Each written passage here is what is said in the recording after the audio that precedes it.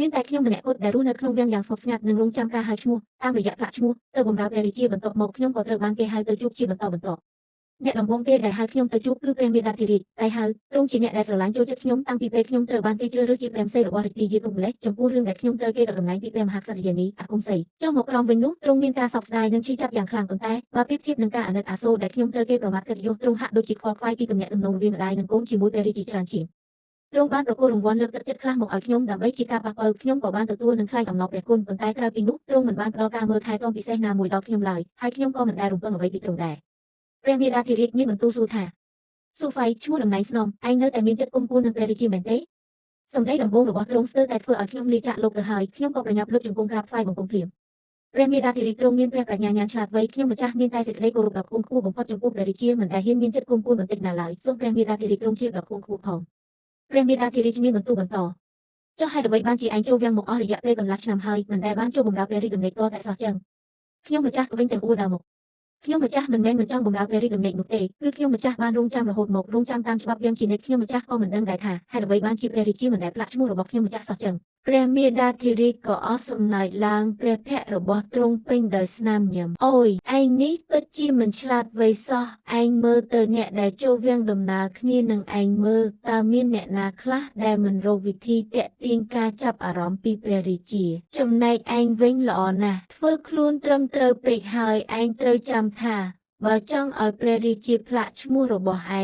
ងត្រូវតែធ្វើឲ្យទ្រង់ចាប់អារម្មណ៍លើឯងជាមុនសិនរឿងនេះឯងត្រូវតែខំប្រឹងប្រជែងដោយខ្លួនឯងខ្ញុំម្ចាស់យល់ហើយចងចាំរាល់ការប្រដៅរបស់ព្រះមេដាធិរាជបន្ទាប់ពីទទួលបានការប្រដៅរួចខ្ញុំក៏ដើរត្រឡប់មកដំណាក់របស់ខ្លួនវិញទាំងភ័យខ្លាចស្ទើរតែលុះព្រលឹងទៅហើយព្រោះស្មានតែទ្រង់ដឹងពីបំណងពិតប្រាកដរបស់ខ្ញុំប៉ុន្តែខ្ញុំមានជំងឺចិត្តអីទៅតែត្រូវទៅតាក់ទាញការចាប់អារម្មណ៍ពីគូស៊ីបឈ្មោះព្រះរាជាថែមទាំងត្រូវទៅដណ្ដើមការស្រឡាញ់ទៀតនោះគ្មានផ្លូវទេតុបបេះដូងខ្ញុំស្ទើរតែលោតចេញមកក្រៅមិនទាន់ទាំងបានសម្រួលអារម្មណ៍ស្រួលបួលផងខ្ញុំក៏ត្រូវបានគេហៅទៅជួបម្ដងទៀតលើកនេះគឺព្រះមហាក្សត្រយានីលីជាមិនចូលចិត្តឲ្យមនុស្សមកជួបជុំគ្នាច្រើននោះទេទ្រង់បានបញ្ជាថាបើគ្មានការចាំបាច់មិនបាច់មកជួបទ្រង់ឡើយតាំងពីចូលវាំងមកក្រៅពីការទៅសួរសុខទុក្ខរួមគ្នាពីរបីដងនិងបានឃើញទ្រង់ពីចម្ងាយខ្ញុំមិនដែលបានជួបទ្រង់ផ្ទាល់ពីក្បាលម្នាក់នោះទេពេលបានឃើញទ្រង់នៅចិត្តបែបនេះទ្រង់មើលទៅមានភាពថ្លៃថ្នូរម៉ឺងម៉ាត់មានអំណាចនិងអង់អាចណាស់ក្នុងចិត្តខ្ញុំស្រាប់តែលេចឡើងនៅពាក្យមួយឃ្លាថានេះដូចជានាំព្រះពុទ្ធបដិមាមកតម្កល់ទុកបូជាចឹងប៉ុន្តែគូស៊ីបចូលចិត្តមនុស្សស្រីបែបនេះ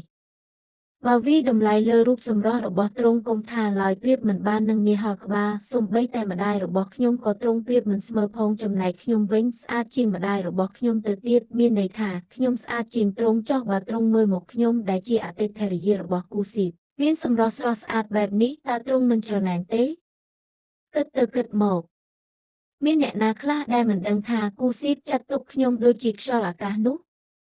គិតដល់ត្រឹមនេះខ្ញុំក៏អស់សំណើចនឹងខ្លួនឯងជំងឺគិតតែពីខ្លួនឯងរបស់ខ្ញុំនេះពិតជាមិនស្រាលឡើយព្រះមហាក្សត្រយានីចាប់ផ្ដើមមានបន្ទូលស៊ូហ្វៃខ្ញុំសុំទោស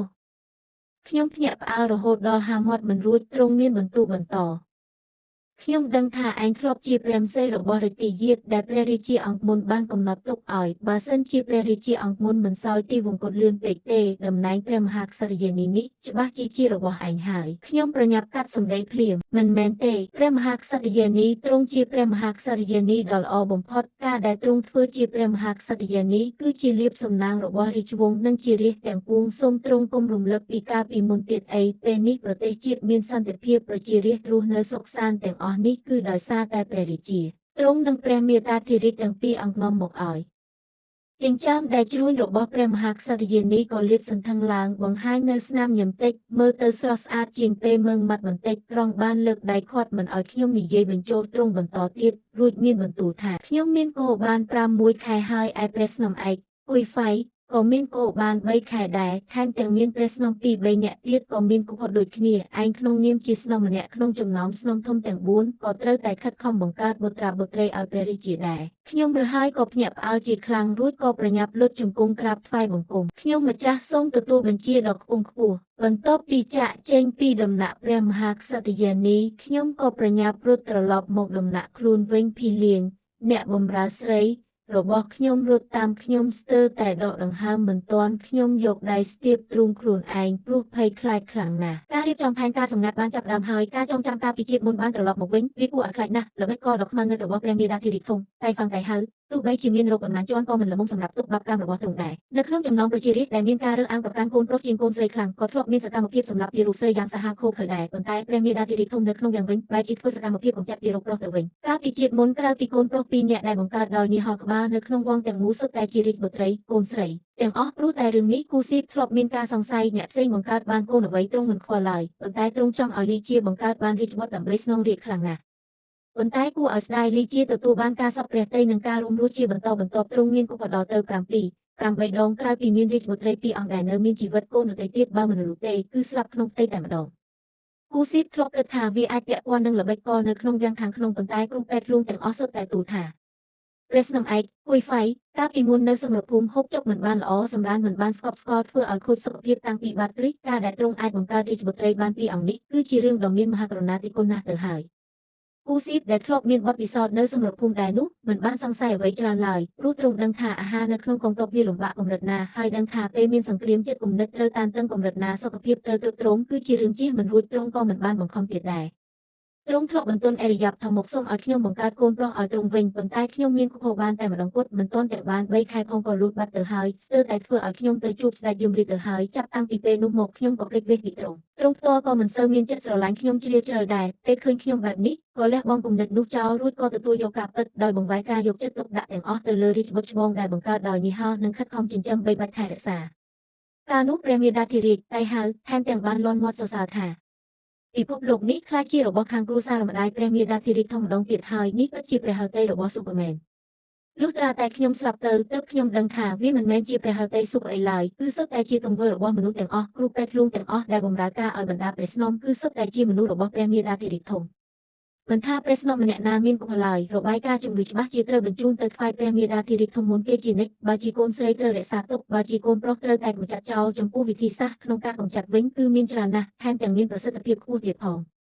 អ្នកដែលមានឋានៈទាបគ្រួសារគ្មានអំណាចគឺត្រូវគេលួចដាក់ថ្នាំក្នុងអាហារផ្ទាល់តែម្ដងចំណែកអ្នកដែលមានគ្រួសារមានអំណាចនិងមានឋានៈខ្ពស់ដូចជាខ្ញុំវិញគឺត្រូវគេធ្វើឡើងដោយមានគោលដៅច្បាស់លាស់កាលនោះកូនក្នុងផ្ទៃរបស់ខ្ញុំជាកូនប្រុសហើយសុខភាពកូនគឺល្អខ្លាំងណាស់សូម្បីតែគ្រូពេទ្យលួងក៏ស្ដាយដែរប៉ុន្តែព្រះមេដាធិរាជធំមិនចេះទន់ចិត្តឡើយទ្រង់ដឹងថាខ្ញុំចូលចិត្តប្រច័ណ្ឌនឹងព្រះរាជាក៏បង្កើតរឿងរ៉ាវជារឿយដើម្បីឲ្យខ្ញុំខឹងនឹងប្រច័ណ្ឌមិនយូរប៉ុន្មានក៏ធ្វើឲ្យឈាមរត់មិនស្រួលរលូតកូនភ្លាមនៅនឹងកន្លែងទោះបីជាចង់ទម្លាក់កំហុស